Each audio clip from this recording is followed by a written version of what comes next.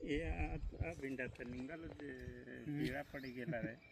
આ તો હારા હતા પણ આ છે ને આ તો બધા પીળા પડી ગયેલા.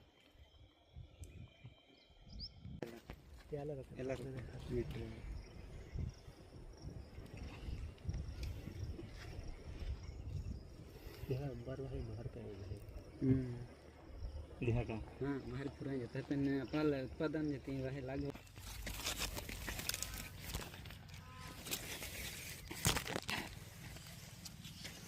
નીચેથી ફૂટ ચાલુ છે. કપા મખા મોબાઈલ હે ચાલા સાહેબભાઈ ચેનલ.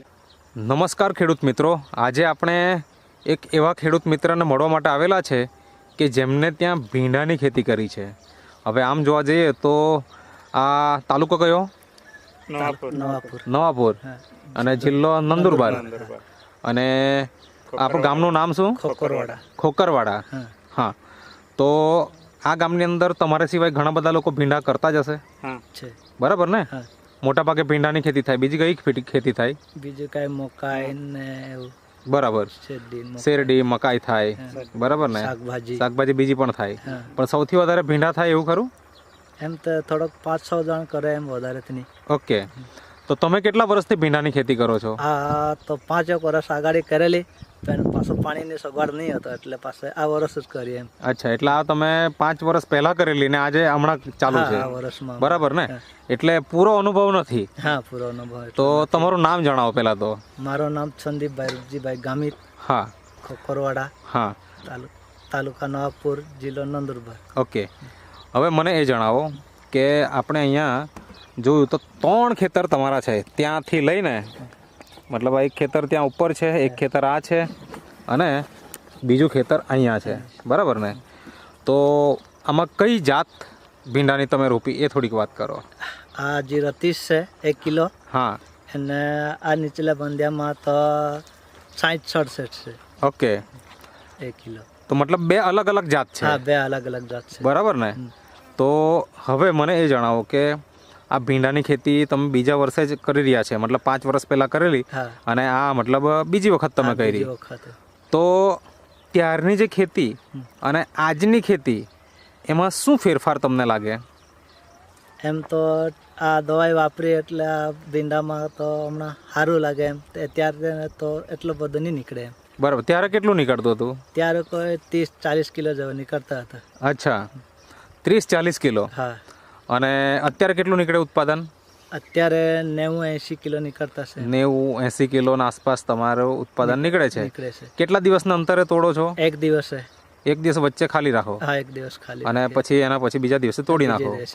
કેટલીક જેવી તોડ થઈ હશે અંદાજે? અંદાજે કઈ 6-17 તોડ થઈ હશે. 6-7 તોડ થઈ ગઈ? 16-17 તોડ થઈ ગઈ, બરાબર. એટલે મહિનાથી વધારે સમય થઈ ગયો, બરાબર ને? હવે અત્યારે ઘણા બધા ખેડૂતો ભીંડાની ખેતી કરે છે, પણ જોઈતું ઉત્પાદન મળતું નથી. નાની મોટી કંઈ ને કંઈ પ્રોબ્લેમ આવી જતા હોય, બરાબર ને? તો શું તમારા ખેતીમાં એવો કંઈક પ્રોબ્લેમ આવેલો ખરો? તો કઈ છૂચા ને મોદરી એવું આવતા હતો, કઈ પાછું બીજો ભાઈઓ વાપર્યું એનાથી પાછું કઈ નહીં એમ. એટલે શું થતું હતું? આ કોઈ છૂચા ને મોદરી એવું આવતું. હા, બસ પાછું બીજો એમ તો બીજું કઈ નહીં. બીજું કઈ નહીં. હા, બીજું તમે કઈ ખેતરની વાત કરી? એક ખેતરની, એમાં શું થયેલું એ થોડીક વાત કરો. આમાં એકદમ પીળા પડી ગયેલા ભીંડા. આ જે ખેતર છે, આ ખેતરની અંદર એકદમ પીળા પડી ગયેલા.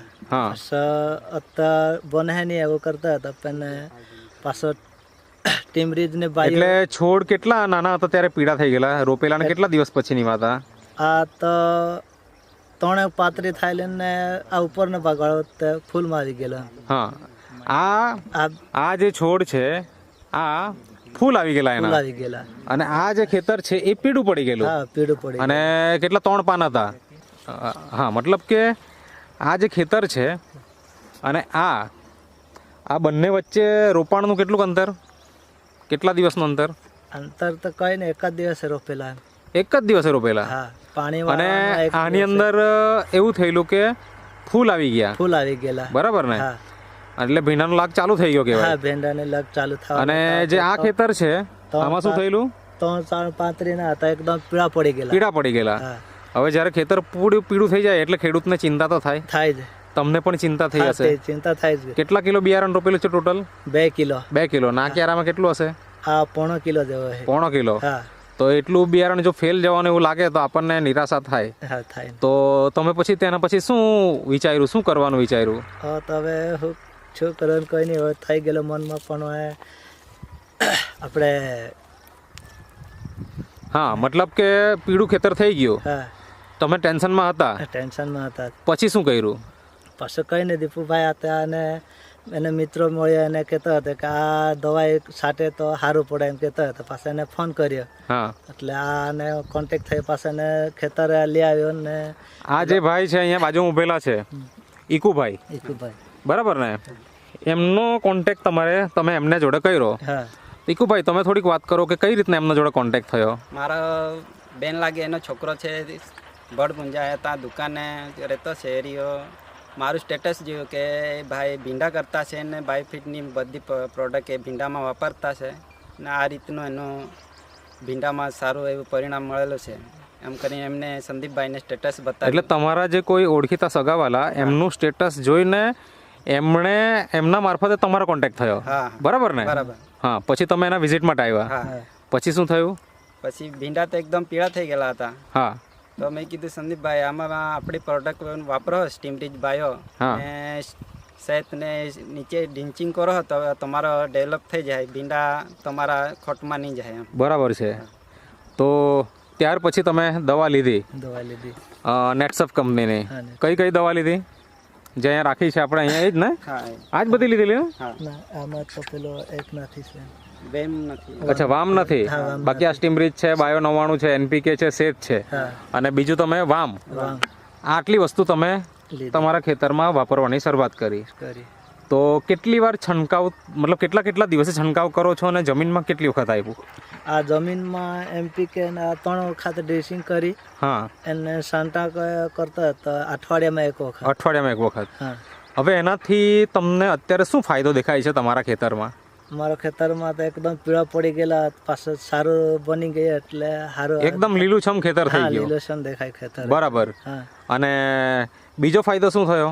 એક તો આપણું ખેતર બચી ગયું, બરાબર. હવે એમાં ઉત્પાદન પણ હવે ચાલુ થઈ ગયું, અને તમે કીધું તેમ 16-17 તોડ પણ થઈ ગઈ. આમાં ક્યારામાંથી કેટલી તોડ થઈ ગઈ અંદાજે?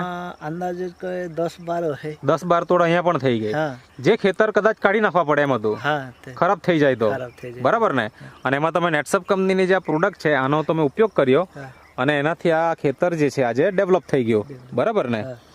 તો અત્યારે જે ખેતર આપણે કદાચ કાઢી નાખવા પડે એવી સ્થિતિમાં આવી જતું, એ ખેતરમાં અત્યારે હાલમાં કેટલું ઉત્પાદન આવતું હશે અંદાજે? 1.5 કેરેટ જેવું નીકળતો છે. 1.5 કેરેટ એટલે કેટલા કિલો થાય અંદાજે? અંદાજે કેટલો 30 કિલો હશે. 30 કિલોના આસપાસ આ જ ક્યારામાંથી નીકળે. જે ખેતર ખરાબ થઈ ગયેલું હતું, બરાબર ને? હા. હવે આ એક તો ફાયદો થઈ ગયો. બીજો ફાયદો શું થયો? ફૂટમાં કેવું છે ભીંડાની? બી તો સારું છે. હા. 4-5 ભીંડા નીકળતા છે. અચ્છા, મતલબ નીચેથી ફૂટ ચાલુ થઈ ગઈ. હા, નીચેથી ફૂટ, બરાબર ને? બાકી મોટા ભાગે ભીંડો નીચેથી ચાલુ થાય ને ઉપર આવીને પૂરો થઈ જાય. તો નીચેથી ફૂટ પણ ચાલુ થઈ ગઈ છે. અને ઉત્પાદન અત્યારે રેગ્યુલર કેટલું આવે આમ? એટલે દરરોજ મતલબ એક દિવસ છોડીને તોડો તમે તો કેટલું આવે એમ? 80-90 કિલો નીકળતા. 80-90 કિલો તો આવે. અને હવે આમાં તમારું પેલું ટોન ટાઈપની આપણે અલગ અલગ કેટેગરી આપણે બનાવીએ બજારમાં લઈ જાય ત્યારે, તેમાં કેવું છે એ થોડીક વાત કરો. ક્વોલિટીમાં સારું છે, એટલે મોઢે મારવા સારું અલગ કેરેટ ભરે એમ. હા. એ કેટલી નીકળે? આ 70 કિલો. 70 કિલોના આસપાસ નંબર 1 ક્વોલિટીના નીકળે. નંબર 1 ક્વોલિટી નીકળે. બરાબર છે. અને બીજી રાસ તો 12-13 કિલો નીકળતો. રાસ 12-13 કિલો? હા. બદલો કઈ 8-9 કિલો નીકળે. ને બદલો 8-9 કિલો. એટલે એમ કરીને 80 થી 90 કિલો સુધી તમારું અત્યારે ઉત્પાદન નીકળે. વધારેમાં વધારે ઉત્પાદન કેટલું નીકળ્યું એક તોડમાં? એક તોડમાં ગયા અઠવાડિયામાં નીકળ્યો ક્વિન્ટલ જેવો નીકળ્યો એમ. અચ્છા. પાછું બીજે દિવસે 90 કિલો નીકળ્યો. અચ્છા, મતલબ કે તમને ઉત્પાદન પણ સારું મળી રહ્યું છે, બજારમાં ભાવ પણ સારા મળે છે, ક્વોલિટી સારી હોવાના કારણે મળતા હશે, બરાબર ને? શું ભાવ મળે? હવે 950,000 રૂપિયા ડાયરેક્ટમાં મળતા છે. બરાબર, જે સારી ક્વોલિટીના ભીંડા છે એમાં, બરાબર ને? તો આજે ઘણા બધા ખેડૂત મિત્રો આ તમારો વિડીયો જોશે અને કેવું છે કે ખેડૂત જ ખેડૂતની મદદ કરી શકે, બરાબર ને? બીજા લોકો કરે કે નહીં કરે ખબર નથી. તો શું કહેવું છે બધા ખેડૂતોને આ નેટસફ કંપનીની જે બાયોફિટ પ્રોડક્ટ છે એના વિશે? અને નેટસફ કંપનીના બાયો આપણે ટીમરીજ ને બાયો ને આ એમપીકે ને સેત ને વાપરીએ તો આપણે ઓર્ગેનિક ખેતરમાં સારું છે. બરાબર. તમે અત્યારે ખેતરમાં વાપર્યું પછી તમારું ખેતર જોઈને બીજા કોઈ વાપરતા થયા એવું ખરું? ખરું ને. કેટલા લોકો વાપરે છે? હવે 3-4 જણ વાપરતા છે. મતલબ કે પાક્કું રિઝલ્ટ હોય તો જ બીજા લોકો વાપરે ને? હા, તો બરાબર ને?